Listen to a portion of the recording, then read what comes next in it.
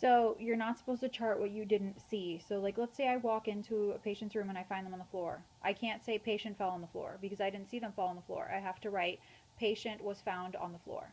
Um, so it's really specific. Those things are, and it's very important that I chart that way because things can change from 1 minute to the next.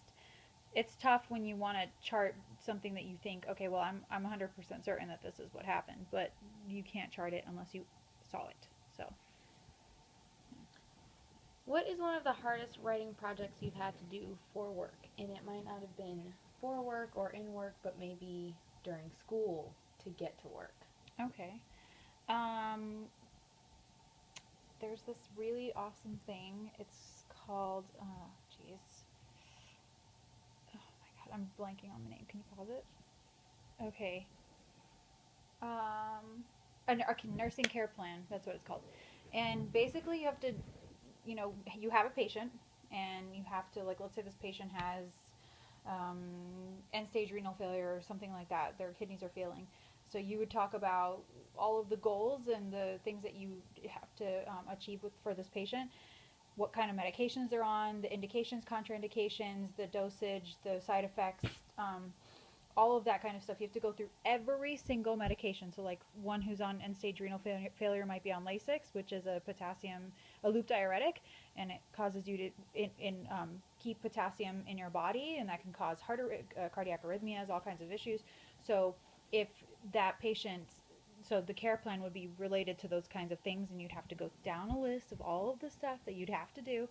That project was probably the hardest one. I had to write multiple nursing care plans for different diagnoses. Um, so I did one for end-stage renal failure. I did one for postpartum hemorrhage. Um, and all of these had so much information that I had to look up, and um, it was really challenging, especially I mean, we'd already learned about all these medications and everything like that, but learning some of the ones that can't be taken with other ones, or some of the ones that make the other ones null and void. Like for example, antibiotics, which are commonly given after a postpartum hemorrhage, can cause birth control to not work, so they can get pregnant again. But typically, there's nothing going in there for 6 weeks. But regardless, the point is like all those things are things that you have to really pay attention to. So yeah. Would you characterize the writing as formal or informal and why? Very formal.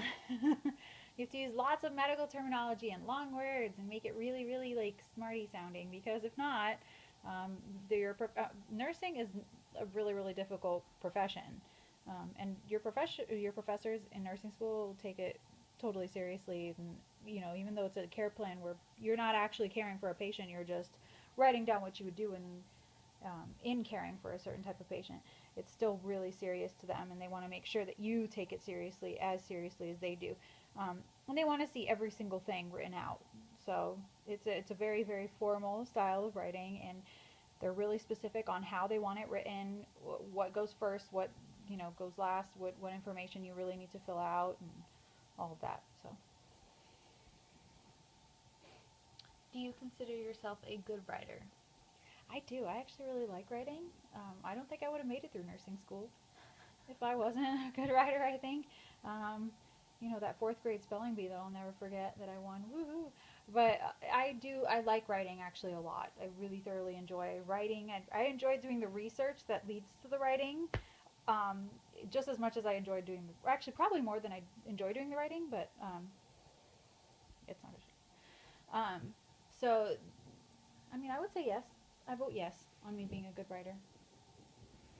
Where do you feel like you've learned your skills, your writing skills? Was a gigantic loser slash nerd, and I read a lot. Like I had one of those roly poly book bags full of books. I don't know why I needed so many books, but I wanted all of my books because I was really crazy. And so I read a lot, and I think I mean, I read Harry Potter a gajillion times.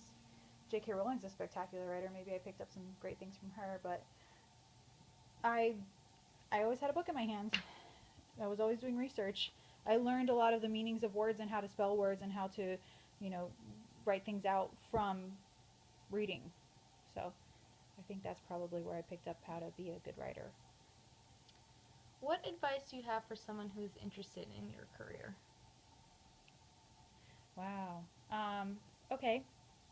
A career as a nurse is not easy, but there's a lot of things that you can do. You have to really love it. Let's put it that way. When I started the nursing program, there was 24 students in my class. When we finished at the end, there was only 13 of us, 14 of us left. No, actually, my class was big. My class was 18. Graduated with 18.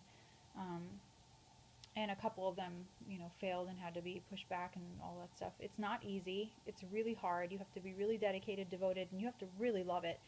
Also, make sure that you go into the field that you want to go into. When I started as a nurse, like when I was a graduate nurse and I was already a registered nurse, but they called it a GN program, graduate nurse program. I started on a cardiac observation unit, and let me put it to you this way. I have zero interest in what your heart is doing, like your heart rhythm. I want to make sure it's beating, you know.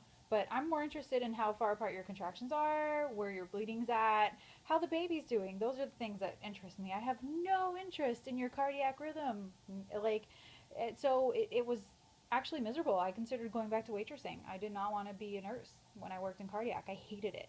I hated it so much. So a lot of people say you have to do your time in med surg, so like spend a year in med surg. I mean, I think if you really are motivated enough to get a position in the field that you want to be in, you can do it. I mean, I spent a couple of months in cardiac, but my managers, after I spoke with them, they realized, yeah, she needs to go where she's going to be happy, because they knew that I was really happy and excited to be a nurse, but it wasn't the place for me. When I got to postpartum, I was so happy, infinitely happy. I went to work with a smile on my face every day. I mean, there's times where I don't want to be there because it's nighttime and I'm tired and I want to be with my family, but and that's another thing. Like, those are things to consider if you want to go into my field. It's going to take a toll on your family, especially night shift. I gained 20 pounds. My husband missed me. My son missed me. And I'm pregnant now, so it was really exhausting and very, very hard work, especially taking care of people who are, somewhat immobile. After a C-section, you can't really walk that well. You have a massive incision in every muscle in your abdomen right now, so that's going to be painful. Um, all of those things, it's very physically demanding. It's also very emotionally demanding. I've taken care of women who had miscarried babies, and that's hard. It's really tough to, there's nothing that you can really say to a mom like that. It's just being very sensitive and not pushy and anything or any of, those things. But and take you're not just taking the other thing is to remember is you're not just taking care of the patient. You can't go into a room thinking, okay, well, I'm going to take care of this patient, I'm going to walk out. You have to be there for the whole entire family, especially in situations of loss or where there's some sort of grief involved. You have to really be there for the whole family. They're going to look to you for support. Nursing for the past 14 years has been named the most trusted, caring profession. And it really is. It takes a toll on me as well. I have days that I'm like, oh my gosh. And when I think that probably the hardest thing besides my miscarriage and lost babies, that it never gets easier. But what I dealt with most was babies who were withdrawing from drugs. And that was particularly difficult because those babies cry and it's really hard for them.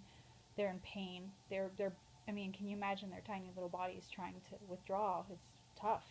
Um, so just kind of keeping an open mind and an open heart and knowing that you're going to be going into a field where you're going to feel pain physically, emotionally, you're going to be exhausted, but it's so worth it. If you love it enough and you care and you have the heart for it, you can do it. Last question.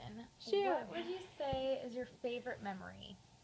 Oh my gosh, I have so many. I don't even know. Oh, I have so many from nursing school and now from being a nurse. Gosh, to pick one. Give me like 3 seconds to just think about this. Hold